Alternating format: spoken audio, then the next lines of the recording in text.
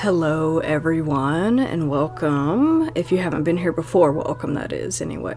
If you're coming back, thank you for your support as always. I just wanted to do a little short intro. I'm gonna try and do some more update videos about just what's been going on in my life over the past few years in general.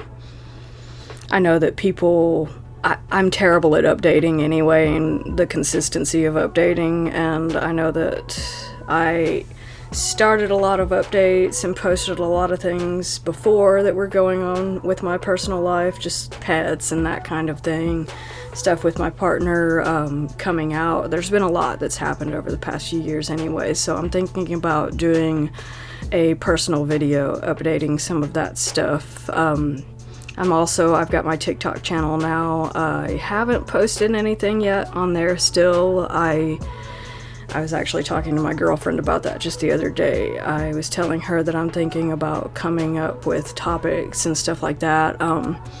So I'm enlisting your help with that for just updates, TikTok videos, things in general, things that you want to know about me, topics that you want to hear me talk about. Please feel free to comment below and let me know what's on your mind, how you're feeling about the channel. Story topics that you'd like to hear, anything really. Story topics or personal update topics, whatever you're thinking about, just let me know. And I look forward to reading those comments and responding to them and maybe coming up with some new content for you guys based on that. This video that's releasing today is the first video that I've actually recorded since last October. And I hope you guys enjoy it. I'm coming up with more lists of topics for stuff like that. I'm going to also continue releasing compilation videos for everybody who enjoys listening to that.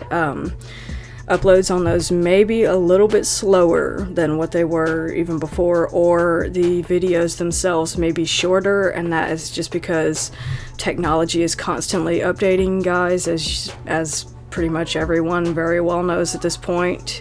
So my equipment is borderline out of date. I'm considering doing some sort of fundraiser to get new equipment in the future while I continue to try and save up money to get stuff myself also, but I'll keep you updated on that later.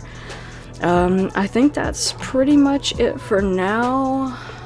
As I said, whatever you're thinking, feeling, whatever you want to hear about, or whatever stories that you want to hear in the future, make sure that you comment below. Please hit like, subscribe for me, hit that notification bell, and above all, thank you all for listening. Now, don't forget, embrace the terror, and I hope you guys enjoy the video.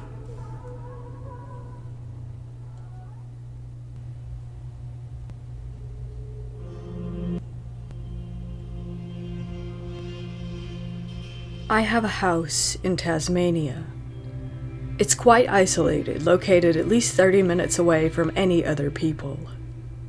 The history of the land is unclear, but I do know that approximately 90 years ago there was a bakery on the hill. The bakery burned down at some point, the cause of the fire unknown. Nothing remained of it apart from a concrete slab that we use for putting dead thorns and wood on. The house itself was built several years after the incident and has truthfully seen better days, but still in good condition minus a few leaks that pop up now and then. I called this house home for a number of years, then moved away, returned, moved again, then returned. It was a cycle that my family grew tired of, me leaving the place that we all cherish, only to come back to it in worse condition each time. I have many memories of growing up there. I spent a lot of time outdoors on the 5 acres, accompanying the home. Those memories are full of laughter, delight, but what I can remember of my time spent inside the structure that was our house, my memories of that time are clouded with discomfort and a sense of unease, especially as a young child. It was at this property where multiple strange, unexplained events occurred. Things both good and bad, creepy and unnerving. To state, though, that only creepy things took place there would be a lie. I've had a few encounters that were downright scary in nature, and to this day I've had people tell me that encounters of that nature only take place when I'm around. People have described moving shadows or creaking that could probably be explained by the old floors most of the time. Something that will never be explained, however, would be hearing the distinct sound of my father's voice. In and of itself, I'm aware that such a thing would be far from an abnormal occurrence. If my father hadn't at the time been 70 kilometers away from home, that certainly made it difficult to blame the experience on something simple like the sound actually having been the wind, for example. At this property, there were many entities that my mother always called spirits. I don't care if you believe in them or not, they exist. At least, they do around my family. 2 of these spirits are unique to my father and I, as they only interact with or play tricks on us. We've both seen them, but only whenever we're together.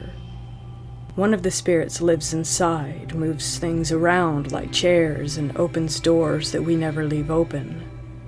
Whatever the entity is, I've heard it call out to me many times. I always chalked it up to me hearing things, as that would often take place when other people were in the house. But there was one instance in which I heard my father's voice. He was screaming at the top of his lungs, crying for help over and over again. His call was the same every time it was uttered. Same tone, same volume, same length of time in between each eruption of noise. Like before, my father was at work in town, and was about 70 kilometers away from the house. It went on, and I refused to go in the house for nearly 5 hours. I have no idea what the thing was that was mimicking him, but I have seen it before. It's a small creature, about 3 feet tall, that only shows itself when you're alone, or the instances where it appeared to my father and I together. There is another creature, much larger in stature. It stands about 5 feet tall. Unlike the other being, this one is calm, quiet. It's also shown itself fully on a few different occasions, though when it appears totally, it's always crouched over. Only in shadow does it show its full height, almost as if it's too shy. My father swears he's heard this creature call out to him, saying things like, "Dad, Dad, come here," or "Dad, I need you." Neither entity appears to have a face or complexion. I'll be moving again soon, and I hope this time I never have to return. I truly fear that if I were to ever go back, that I might never be able to leave again.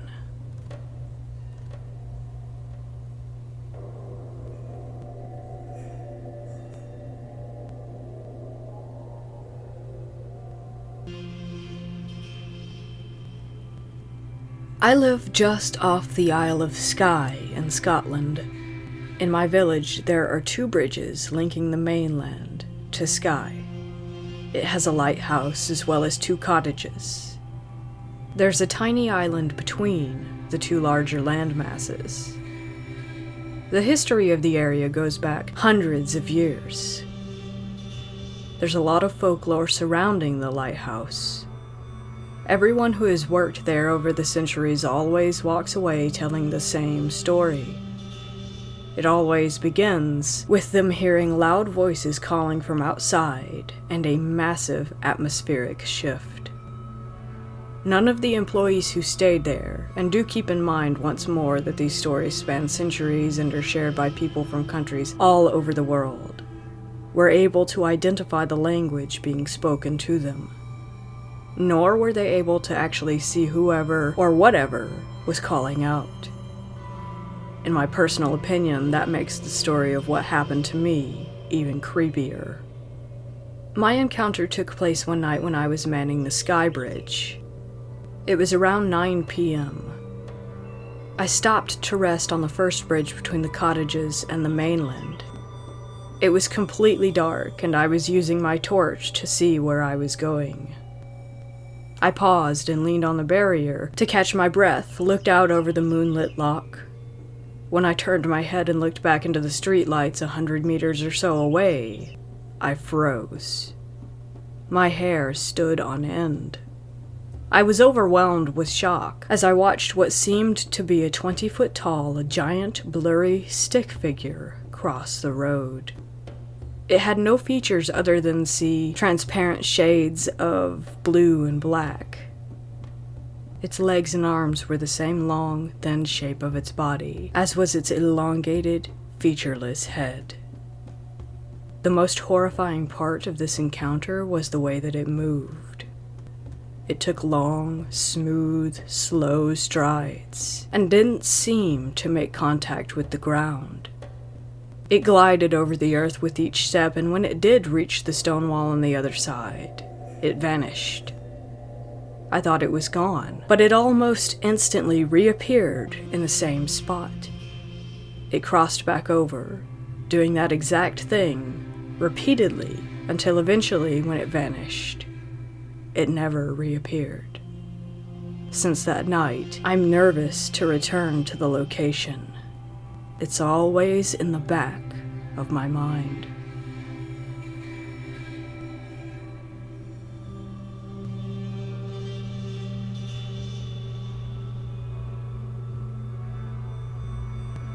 I was 9 when I started going to an elementary school that my mom had gone to when she was younger. The building was huge. It had 4 floors and a playground out front. My classroom was on the first floor. One day I had to use the bathroom, so I asked my teacher if I could go. She said yes, of course, and I got up and went down the hall to do my thing. The lights in that school were all on motion sensors, and as I was walking down the hallway, one of the lights shut off. I got a little freaked out. What can I say? I was 9, and I was scared of the dark. I picked up my pace, and the light flashed back on. I felt relieved and continued on to the restroom. After I finished, I walked out of the bathroom and the light was off again. I was about to rush back down to the hall to return to the safety of the classroom when it suddenly turned on. No one was there. I could see the whole hallway from where I was standing, and it was just me. I started freaking out again when it shut back off, and there it was. A huge, black figure. It wasn't standing, it was floating, and it wasn't walking toward me, at least not conventional upright walking. Instead, it was slithering around on the floor like a snake. I ran straight to the classroom, not daring to look back. I left that school when I was 11. It was demolished a few years later and turned into an apartment building. I remember kids talking about the land being some sort of burial ground. I don't know if that's true, but I certainly can't deny my own experience in that haunted place.